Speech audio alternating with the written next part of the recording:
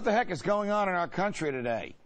I'll tell you what's going on. The culture of Washington, D.C. seduces even decent people into thinking that they can use the power of the federal government to right any wrong, regulate any behavior, create any incentive, and tax any activity, whether the matter is authorized by the Constitution or not.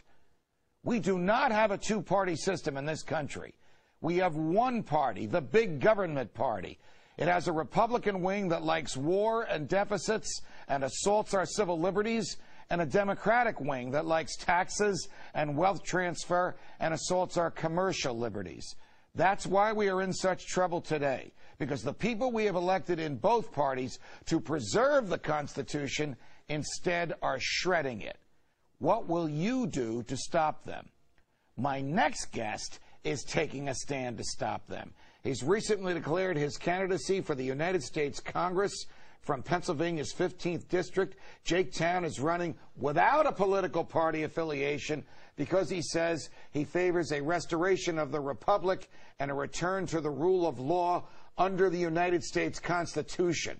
Joining me now is Jake Towne. Jake, welcome to the show. Thank you very much for having me. You and I discussed this at length with some fine young people who joined us when we did Freedom Watch in a special live program at Drexel University in Philadelphia.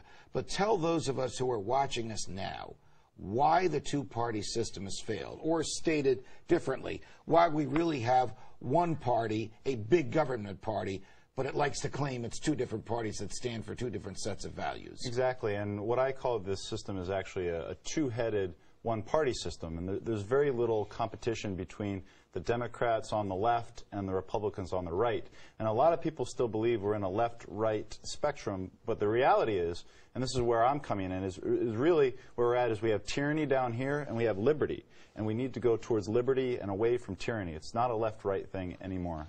Were you as scandalized as I was when, during the Bush years, when obviously there was a Republican in the White House, and at least for the first 6 years of his presidency, the Republicans controlled both houses of Congress, and yet they did things like fight wars without a declaration of war, pay for war on a credit card, which means borrowing money so future generations have to pay for it, federalized education, federalized prescription drugs for seniors, made warrantless wiretapping legal, allowed federal agents to write their own search warrants. I mean, I could go on and on and on and on and on.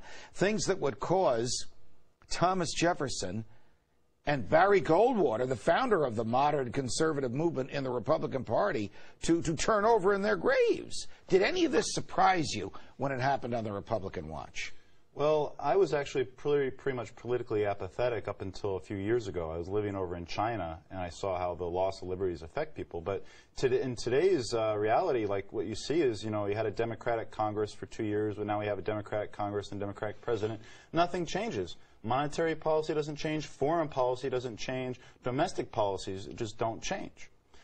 You know, I wasn't meaning to pick just on George W. Bush, but a person who runs as a conservative, we now know what that adjective compassionate meant. It was a code word for big government conservative. But both parties do the same thing. Is there something about people, Barry Goldwater, Ron Paul, some other members of the House of Representatives are the exception to the rule.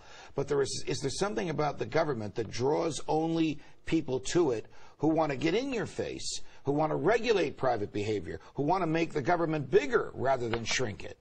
Well, what we have right now is, I would say, political entrepreneurs. All the members of Congress, most of the people that are running, with the exception of Ron Paul and a few others like you had mentioned, they view themselves really as, you know, wanting to meddle with people's lives. And in some ways, actually, they believe that they want to improve the world, and they have their own way of believing it. But in reality, their plan will not work. It does not work. Control over people just does not. Now, you, besides running for Congress, I think have also been involved in some kind of an internet project to keep politicians accountable to the people that send them to Washington. Tell us about that. Sure, it's actually a novel but simple idea that I've had, and a lot of times when you hear politicians talk about transparency and accountability, they're really just buzzwords. So what I came up with, and as part of my plank, is something called Our Open Office. And the way our open office works is there's a few parts, but the main part is a public forum for debate. And the way it works is there'll be a web page, and people could basically go in, each resident in the district, log in, they could go for or against, they could leave their opinion in the space below. At the top of the page would be like a phone tally, so when people call in, it wouldn't just be like going into a black hole. People would actually be able to see everything that their government is doing. So that's transparency, and would be like a scoreboard for the district.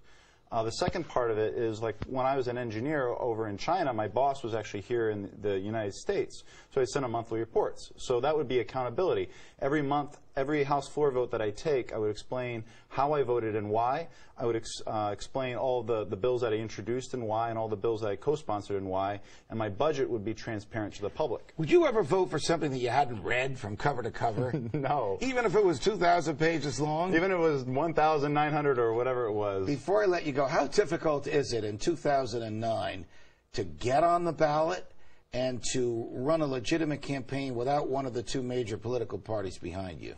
Sure, and that's a good point. In Pennsylvania, the rules vary from state to state, but actually to run for U.S. Congress is easier than to run for U.S. House. You have to collect 2% of the winner's vote totals. So it's not impossible for me. What that means is 3,000 signatures. It's easy enough to do, and if you're out there thinking about possibly running for office, you really need to look into it. There's a lot of people watching us now in Pennsylvania and elsewhere. How do they find you? How do they reach you? What's the website? It's towneforcongress.com. Spell Towne. Yeah, exactly. TOWNE for Congress.com. All right. Jake Towne, thanks very much. Thanks for joining us on Freedom Watch. Thank you very much, Judge.